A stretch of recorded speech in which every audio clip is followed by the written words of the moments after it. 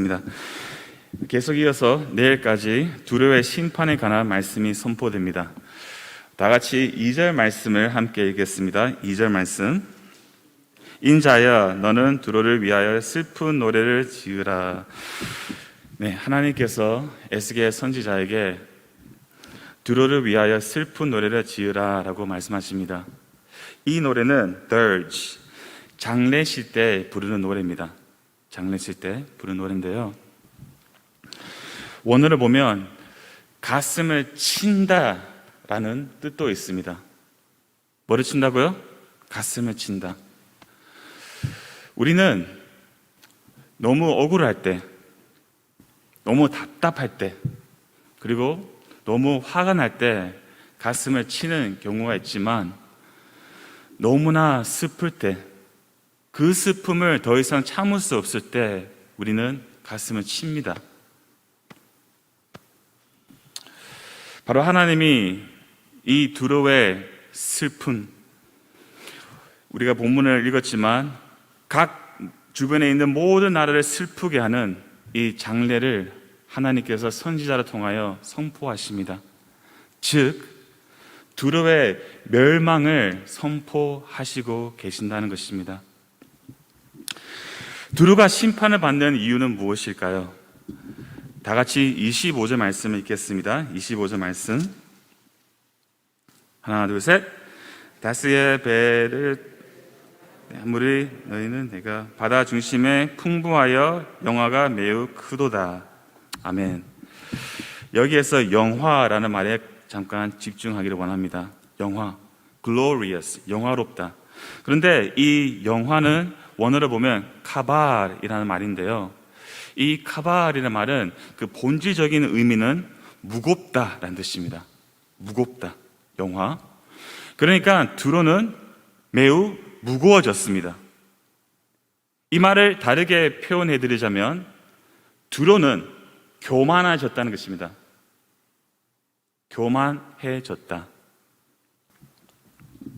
재미있는 것은 여기에서 쓰이는 카바는 출애굽기 8장 15절에서 바로의 마음을 완간하게 하여, 이 완간도 카발입니다. 완강은 무엇이죠? 쉽게 말하면 고집스럽다는 뜻입니다. 고집스럽다. 고집이 센 사람은 다른 사람들의 말을 잘 듣나요? 생고집은 다른 사람 말을 기울이지 않죠. 그리고 자기 생각대로, 마음대로 그냥 막 하는 사람입니다. 고집이 센 사람은. 그러니까 이 두로는 교만해져서 확고한 고집으로 누구의 말을 듣지 않고 그냥 자기가 원하는 대로 막 살았다는 것입니다. 그러나 잠언 16장 18절 말씀대로 교만은 패망의 무엇입니까? 성봉입니다. 이 세상에서는 목을 쭉쭉 빼서 자만한 눈빛으로 고집 부리고 그냥 자기 마음대로 막 살아갈 수 있겠지만, 교만한 자는 하나님 앞에서는 반드시 멸망합니다. 그럼 두로가 무엇으로 교만해졌을까요? 중요한 질문입니다. 바로 우리가 본문을 보면 두 가지가 있습니다. 자신의 아름다움과 풍부함으로 교만해졌습니다. 3절을 읽겠습니다. 3절 말씀. 하나, 둘, 셋. 너는 두로를 향하여 이르기를 바다 어귀에 거주하면서 여러 섬 백성과 거래하는 자여, 주 여호와께서 이같이 말씀하시되 두로야 내가 말하기를 나는 온전히 아름답다 하였도다. 아멘. 두로는 자기 스스로 나는 온전히 아름답다고 말합니다. 4절과 10절 마지막 부분에서도 내 아름다움을 온전하게 하였도다 라고 말합니다. 정말 대단한 자신감과 교만입니다. 스스로 자기의 아름다움에 취한 것이죠. 다 아시겠지만 잠깐 짧게 이 두로에 대해서 말씀드리겠습니다. 두로는 어디에 위치하냐면 예루살렘의 건너편 바다 쪽에 있었던 해양 국가였습니다. 두로는 그야말로 온 천안의 물품들이 배를 타고 다 모이는 곳이었습니다. 그 당시에 배를 타고 모이는 무역은 두로에서 이루어졌다고 우리가 볼 수가 있고요. 각 나라에 가장 고급스럽고 최고의 제품을 가지고 있었습니다. 온 세계의 무역과 경제의 중심 지역이었으며 두로는 모든 나라가 부러워하고 두로처럼 되고 싶은 아주 강한 나라였습니다. 그 당시에는. 그래서 하나님께서 이 두로의 아름다움을 묘사하시기 위하여 5절부터 7절 말씀을 보시면 하나님이 두로를 배와 비유하십니다. 배, boat. 시간상 제가 간단히 설명해 드리자면 이 배는 가장 고급스럽고 값비싼 재료로 만들어졌는데요. 보십시오. 5절부터 쭉 제가 간단하게 설명드리겠습니다. 시내의 잣나무로 판자를 만들었고 레바논의 백합무로 돛대를 만들었고 바산의 상수리 나무로 노를 만들었고 기딤 섬상으로 간판을 만들었고 애굽의 배로 돛을 만들었고 엘리사 섬의 청색 자색 배로 창의를 만들었습니다. 그러니까 이 말이에요. 이 두로는 많은 나라와 거래하여 최고의 제품을 얻어서 자신을 아름답게 화려하게 꾸몄다는 것입니다. 눈으로 보면 굉장히 화려하고 지극히 아름다운 나라였던 것이죠.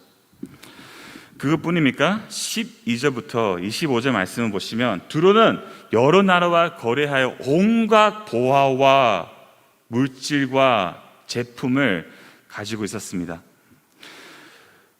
그는 부족함이 없었습니다.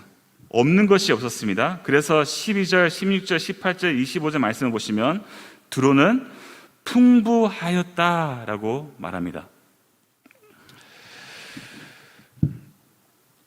시간상 우리가 다 볼 수 없는데요. 이 화려한 아름다움과 물질적으로 부족함이 없는 풍성함으로 두로의 영화가 매우 커졌습니다. 두로의 교만이 하늘에 찔렸다는 것이죠. 자, 이제 빨리 달려왔습니다. 이 말씀을 우리에게 한번 적용해 보겠습니다, 여러분. 사람들이 보편적으로 추구하는 소원들이 있어요. 보편적으로, 일반적으로 사람들이 추구하는 소원들이 있습니다. 소원은 무엇이죠? 내가 갖고 싶고, 되고 싶고, 하고 싶은 것입니다. 그러니까 소원을 성취했다. 내가 갖고 싶은 것을 얻었고, 내가 되고 싶은 것을 되었고, 내가 하고 싶은 것을 했다는 말이잖아요. 이 수많은 소원들 중에 사람들이 가장 추구하는 소원은 두 가지가 있습니다. 무엇일까요? 항상 500원 드렸는데요. 550원. 재미없군요. 네. 두 가지 있어요. 부와 외모입니다. 부와 외모. 그러니까 기본적으로 사람들은 부자가 되고 싶고 예쁜 외모를 갖고 싶다는 말입니다. 사실 이 세상의 힘의 상징은 무엇입니까?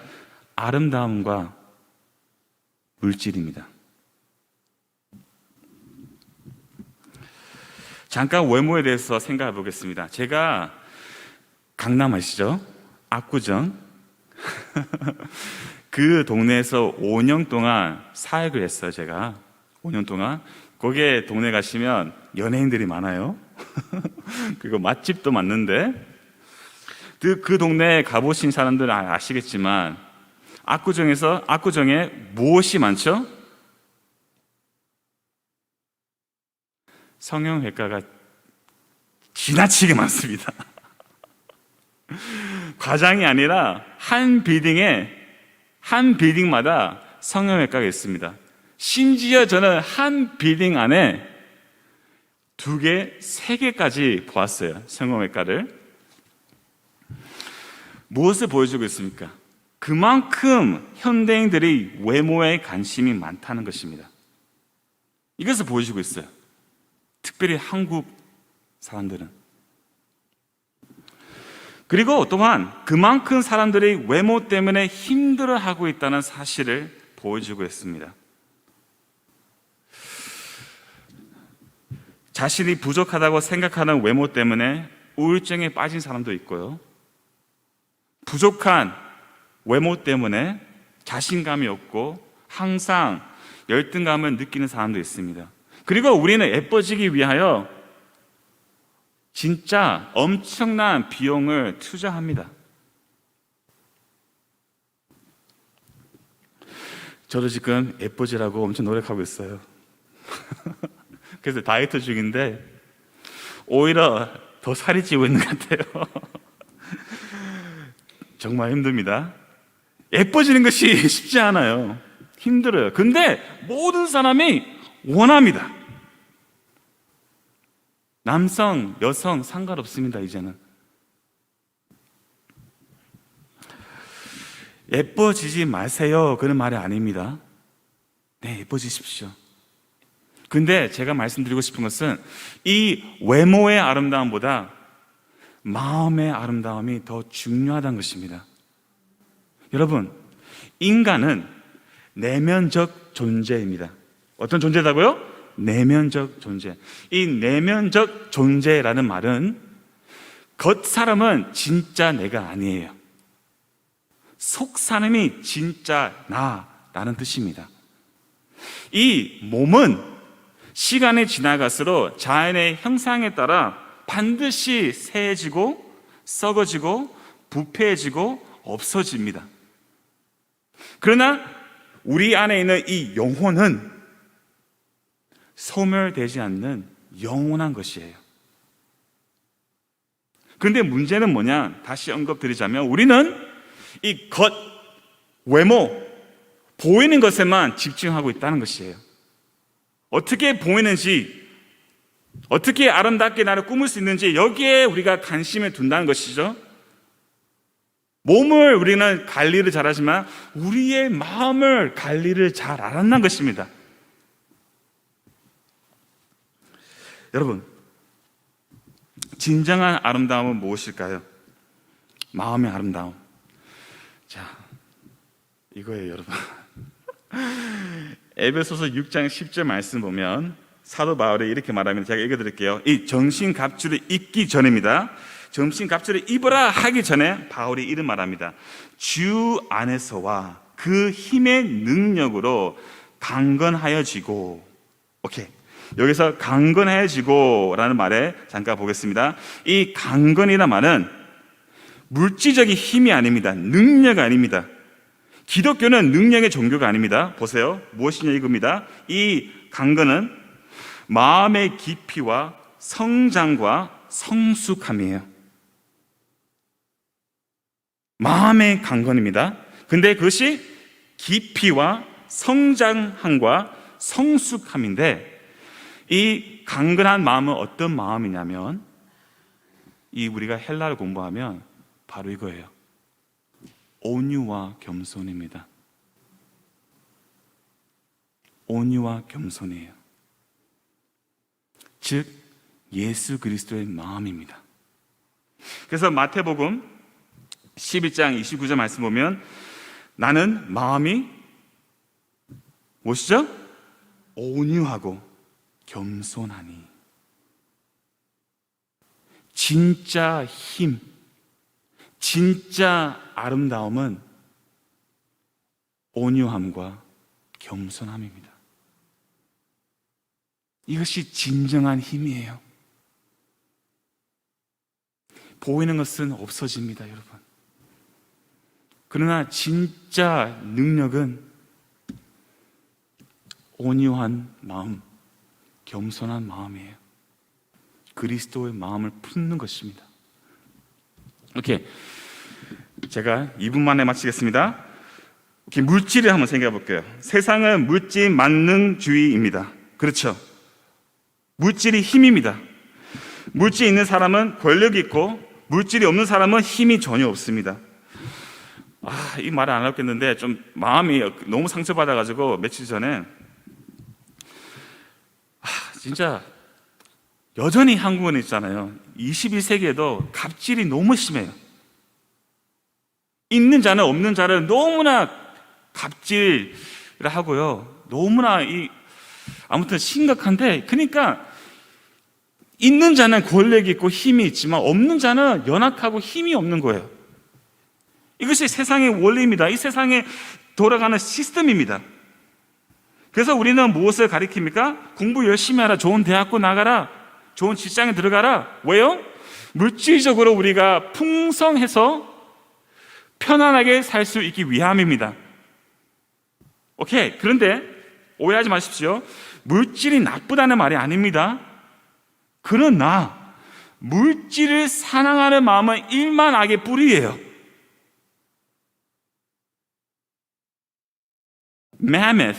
맘메스는 다른 이 물질적인 신을 말하는데, 돈은요 너무나 쉽게 하나님 대신할 수 있어요. 가장 무서운 우상은 두 가지인데 바로 나와 돈이에요.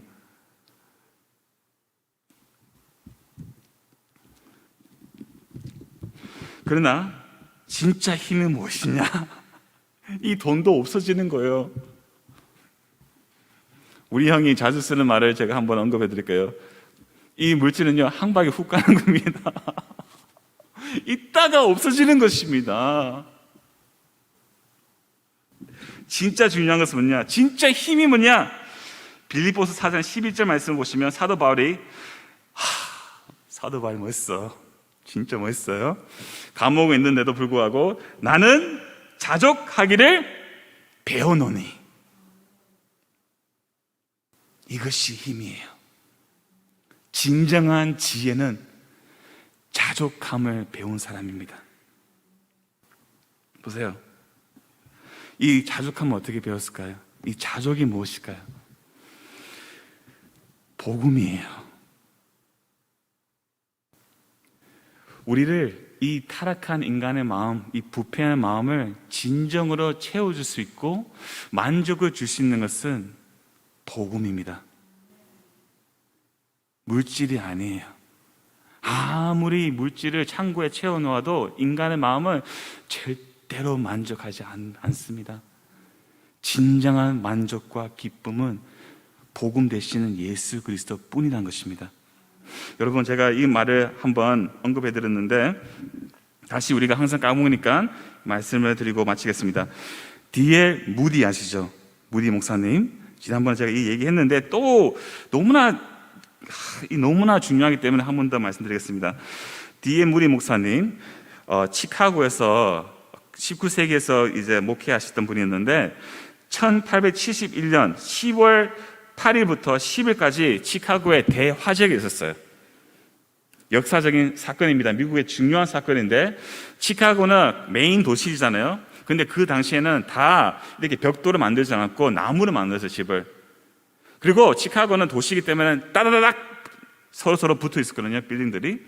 그러니까 대화재가 불이 팍 나니까 온 도시가 화재로 파괴됐습니다. 그 가운데 무리 목사님의 교회도 다 파괴됐어요. 성경책 하나도 남지 않고. 그래서 어떤 기사가 와가지고 약간 비꼬의 말로 무리 목사님한테 질문했어요. 목사님, 하나님이 어디 계십니까? 하나님이 계시다면요, 하나님이 계시면 왜 목사님 교회가 이렇게 불로 다 태워버렸습니까? 무리 목사님이 그 기사를 보고 역사적인 말을 했어요. 믿음의 고백입니다. 이것이 바로 자족을 배운 사람이에요. 예수 그리스도만 충분한 사람입니다. 제게는 예수 그리스도가 전부이기 때문에 저는 아무것도 잃은 것이 없습니다. 현실적으로 것도 말입니다. 다시 한번 듣고 기도하겠습니다. 제게는 예수 그리스도가 전부이기 때문에 저는 아무것도 잃은 것이 없습니다. 현실적으로도 말입니다. 아멘. 이 고백을 하는 우리 강성교회 가족들이 되기를 간절히 소망합니다. 아멘.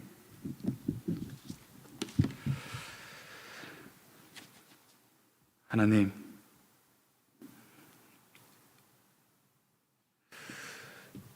풀은 마르고 꽃은 시드나 이 세상에 있는 모든 것은, 보이는 것은 다 썩어지고 부패해지고 하나님의 심판으로 말미암아 다 녹아지지만, 하나님 아버지, 주님께서 이 우리 안에 창조하신 그 하나님의 형상은 소멸하지 않고 영원한 것입니다.